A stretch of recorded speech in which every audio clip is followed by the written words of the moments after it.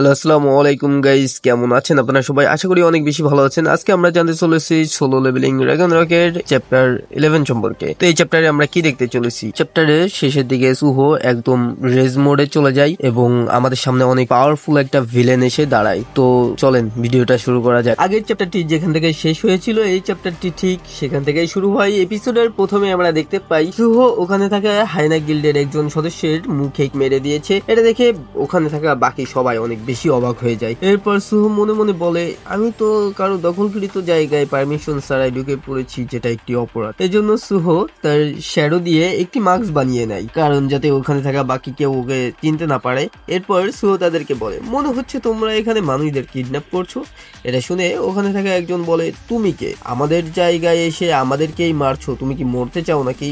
এটা বলার পরই তাদের মধ্যে একজন সুহোর উপর অ্যাটাক করে দেয় এবং সুহো সেটা অনেক সহজেই ডজ করতে পারে অবভিয়াসলি। এরপর সুহো মনে মনে ভাবে, আমি যতদূর জানি হায়না গিল্ডের বেশিরভাগই ডি র্যাঙ্কের, এজন্য আমাকে কম শক্তি ব্যবহার করা উচিত। এটা বলে সুহো তার সামনে থাকা ব্যক্তিকে একটি পাঞ্চ মেরে দেয়। সুহো এখানে তার কম শক্তি ব্যবহার করলেও হায়না গিল্ডের সেই ব্যক্তিটি অনেক দূরে ছিটকে পড়ে এবং একটি দেয়ালে গিয়ে ধাক্কা খায়, যার ফলে দেয়ালটা পর্যন্ত ভেঙে যায়, যা দেখে বাকি দুজনরা ভয় পেয়ে যায় অনেক বেশি এবং এরপর সুহো তাদেরকেও মারতে শুরু করে। এটা দেখে বেরু অনেক বেশি খুশি হয়ে বলে, ইয়ং মোনাক এত শক্তিশালী হয়ে গিয়েছে যে এখানে থাকা ডি র্যাঙ্কের হান্টাররা তার সামনে কিছুই না। এরপর আমাদের সুহোকে দেখানো হয় যে বলছিল আমি অনেক সহজেই জিতে গিয়েছি। এরপর আমাদের সুহোর স্টার্টস উইন্ডো দেখানো হয়, যেখানে সুহো লেভেল 16 এ আছে এবং ওর এইচপি 2350, মানে অনেকটাই বেশি। সিন শিফট হয় আর আমরা দেখতে পাই সুহো এখানে থাকা সবাইকে ধরে বেঁধে ফেলেছে,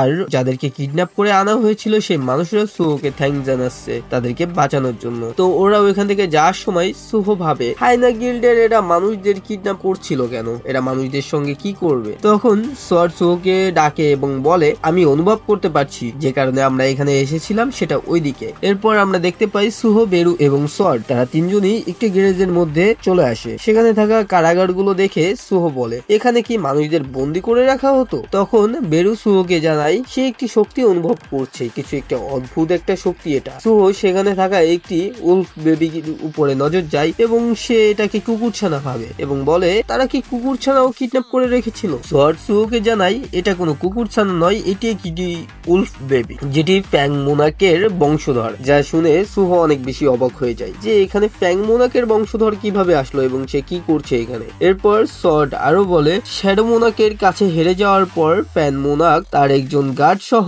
তার শেষ বংশধরকে এই মন্দিরে পাঠিয়ে দিয়েছিলেন। তার বিশ্বাস ছিল তার বংশধর যতদিন বেঁচে থাকবে ফ্যাং মোনাকের জন্ম আবারও হবে। সত্যি বলতে সে কোনো আরেকটা ফ্যাং মোনাক চায়নি, সে শুধু চেয়েছিল বংশধর বেঁচে থাকে এই পৃথিবীতে। উলফ বেবিকে দেখার পরে বেরু বলে, আমি যে শক্তি অনুভব করছি সেটা কিছুটা ফ্যাং মোনাকের অন্তর্ভুক্ত ছিল।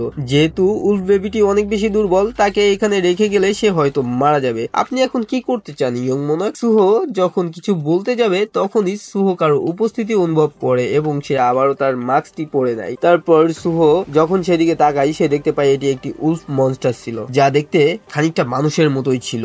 সে দুই পায়ে দাঁড়াতে পারত।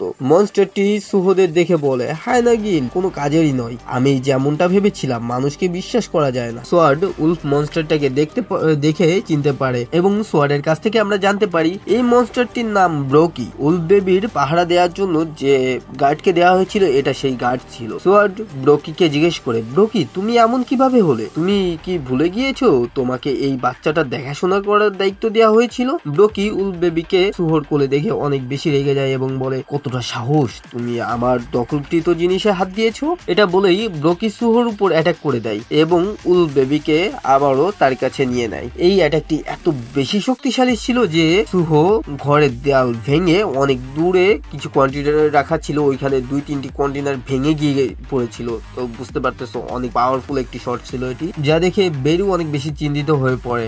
আর এই অ্যাটাকের পর সুহো মনে মনে বলে, আমি এই পর্যন্ত যত বেশি মারামারি করেছি তার মধ্যে এটি সব থেকে পাওয়ারফুল একটি অ্যাটাক ছিল। এই অ্যাটাকে সুহোর মাথা থেকেও রক্ত বের হচ্ছিল। এরপর আমরা দেখতে পাই সুহো তার ফিজিক্যাল ডিফেন্স 20% থেকে বাড়িয়ে 40% এ নিয়ে যায়।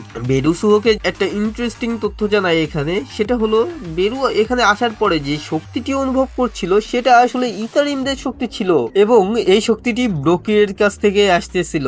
তো তুমি বুঝতে পারতেছো ব্রোকির কাছে ইতারিমদের পাওয়ার রয়েছে, আর ইতারিম সুহর সব থেকে বড় একটি শত্রু। যাই হোক, এটা শুনে সুহ অনেক বেশি অবাক হয়ে যায়। অন্যদিকে আমাদেরকে দেখানো হয় সোয়ার্ডটি ব্রোকিকে বলছে, তুমি জানো তুমি একজন মোনাকের বংশধরের সঙ্গে কি করছো?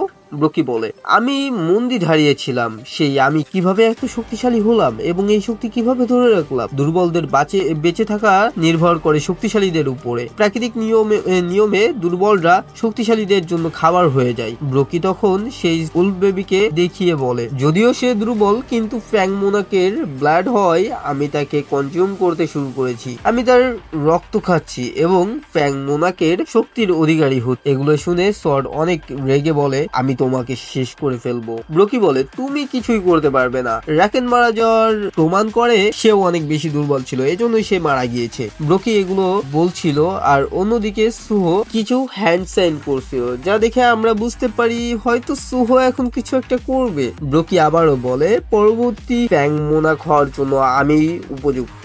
আর এই কথা শেষ করার আগেই সুহ ব্রোকির হাতে তার রুলার্স অথরিটি ব্যবহার করে অ্যাটাক করে এবং উল্ফ বেবিকে উদ্ধার করে বেরুর কাছে দিয়ে দেয়, যা দেখে ব্রোকি অনেক বেশি রেগে যায়। সুহ তখন তার স্টেটে পৌঁছে গিয়েছিল। সোয়ার্ডকে হাতে নিয়ে সুহ বলে, অনেক ভালো একটা সময় এখন। ফ্যাং, মনে হচ্ছে তুমিও অনেক বেশি রেগে আছো। আগের যে এপিসোড গুলো ওইগুলো তোমরা দেখে থাকলে ওখানে দেখবে এই সোয়ার্ডের ভিতরে আসলে ফ্যাং মোনাকের আত্মা রয়েছে, এই জন্যই সুহ এখানে ডিরেক্টলি সোয়ার্ডকে ফ্যাং বলে ডাকছে। সুহ আরো বলে, তার সঙ্গে আমারও কিছু হিসাব নিকাশ বাকি আছে। এই সোয়ার্ড এবং ফ্যাং এর মধ্যে ফার্স্ট অ্যালায়েন্স। সুহ ব্রোকিকে দেখছিল এবং মনে মনে বলছিল, ইতারিম, অবশেষে আমি একটি সূত্র খুঁজে পেয়েছি যা আমার বাবার সঙ্গে কানেক্টেড। ব্রোকি এগুলো দেখে বলে, কি বিরক্তিকর, অনেক সাহস আছে তোমার মধ্যে, কিন্তু আমি তোমাকে এখনই মেরে ফেলবো। তখন সুহর স্টার্স উইন্ডোতে একটা কোয়েস্ট আসে, আর সেটা ছিল এলিমিনেট দি হাইনা ব্রোকি অ্যান্ড সিকিউর ইয়োরসেলফ। তার মানে আমরা পরবর্তী পার্টে এটার ধুমধুমাকার একটা ফাইট দেখতে চলেছি। যাই হোক, আজকের ভিডিওটি এ পর্যন্তই ছিল। যদি আপনাদের কাছে ভিডিওটি ভালো লেগে থাকে তাহলে অবশ্যই একটি লাইক করে দিবেন এবং আপনার মন্তব্যটি কমেন্টে জানাতে ভুলবেন না।